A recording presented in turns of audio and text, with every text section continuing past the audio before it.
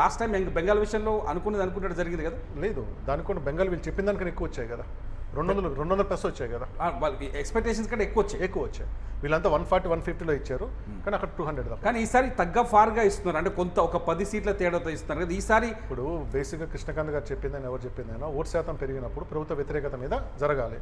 మరి బీజేపీ అంటే గెలిస్తే భారీతో గెలుస్తుంది, కానీ టగ్ ఆఫ్ నెట్ ఎలా గెలుస్తుంది?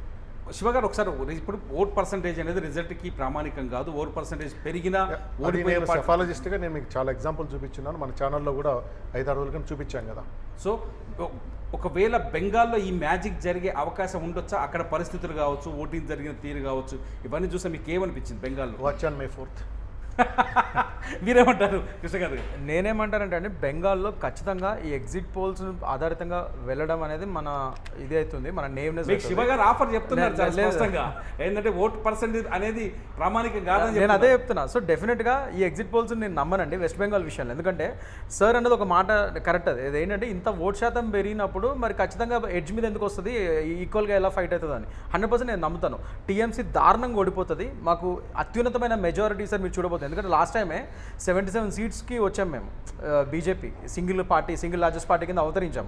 అలాంటిది ఈసారి ఖచ్చితంగా మేము విన్ అవుతామని ఘంటాపదంగా చెప్తున్నాం, అంటే మేము ఖచ్చితంగా విన్ అవుతాం, డౌట్ లేదు. ప్రదీప్ గుప్తా గురించి నేను ఎలా చెప్పాను, బిఎల్ సంతోష్ గారు వాళ్ళ పార్టీ ఇప్పుడు ఏ పొజిషన్ ఉన్నారు, కానీ he was the national general secretary, organisation secretary, he was the behind the scenes person. ఏ రాష్ట్రం పోయినా ఒక 2-3 ఏళ్ళ పోయి ఒక టీంని బిల్డ్ చేసి అక్కడ చేస్తారు. ఆయనకు 80% సక్సెస్ ఉంటుంది. The biggest failure for him Karnataka elections 2023. Okay, ఆయన చేసిన స్ట్రాటజీ ప్రకారం యడ్యూరప్ప పెద్దోళ్ళందరినీ, జగదీష్ షెట్టర్, ఈశ్వరప్ప లాంటి వాళ్ళందరినీ తప్పించేసి కొత్త స్ట్రాటజీ తీసుకొచ్చారు. ఎప్పుడు లేని విధంగా కాంగ్రెస్ 130 సీట్లతో గెలిచింది. అక్కడ ఒకటే ఫెయిల్ అయింది ఆయనకి. ప్రదీప్ గుప్తాకి అలా చెప్పాము, బిఎల్ సంతోష్కి ఇలా చెప్పాము. Otherwise is 80% successful person.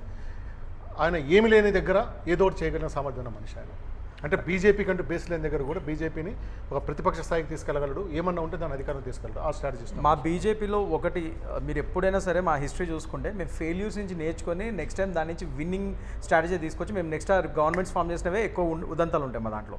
So డెఫినెట్గా సార్ చెప్పినట్టు మా ఫెయిల్యూర్స్ ఉన్నాయి, ఆ ఫెయిల్యూర్స్ నుంచి మేము నేర్చుకొని నెక్స్ట్ గవర్నమెంట్ ఫామ్ చేసిన ఉదంతాలు కూడా కోకోలలు. సో డెఫినెట్గా మా ఫెయిల్యూర్స్ నుంచి నేర్చుకున్నాం కాబట్టి ఈసారి వెస్ట్ బెంగాల్లో మీరు డెఫినెట్గా you'll see an NDA government with huge majority. ఈ ఎగ్జిట్ పోల్స్, ఈ ఎడ్జ్ మీద మేము టీఎంసీ చాలా స్ట్రాంగ్ కాంపిటీషన్ ఇచ్చింది, ఇవన్నీ నమ్మబాకండి. Just watch on May 4th.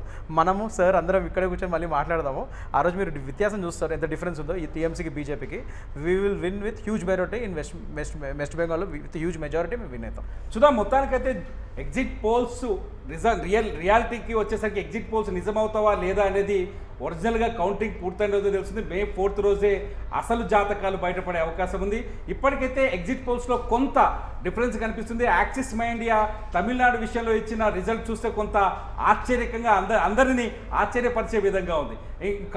కామాఖ్యాన్ని చూస్తే తమిళనాడులో అందరికీ సమానమైన సీట్లు ఇచ్చి తమిళనాడులో హంగ్ వచ్చే అవకాశం ఉందని చెప్తుంది.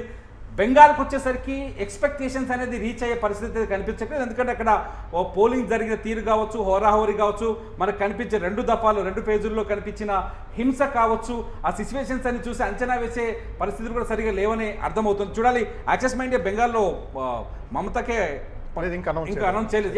యాక్సిస్ మై ఇండియా ఇంకా బెంగాల్ రిజల్ట్ అయితే, ఎగ్జిట్ పోల్స్ అయితే ఇవ్వలేదు. చూద్దాం May 4వ తేదీన ఏం జరుగుతుందో. ఇట్స్ యూ టీవీలో మీరు ప్రత్యక్ష ప్రసారం ద్వారా రిజల్ట్స్ని కూడా చూడొచ్చు. చూస్తూనే ఉండండి ఇట్స్ యూ టీవీ.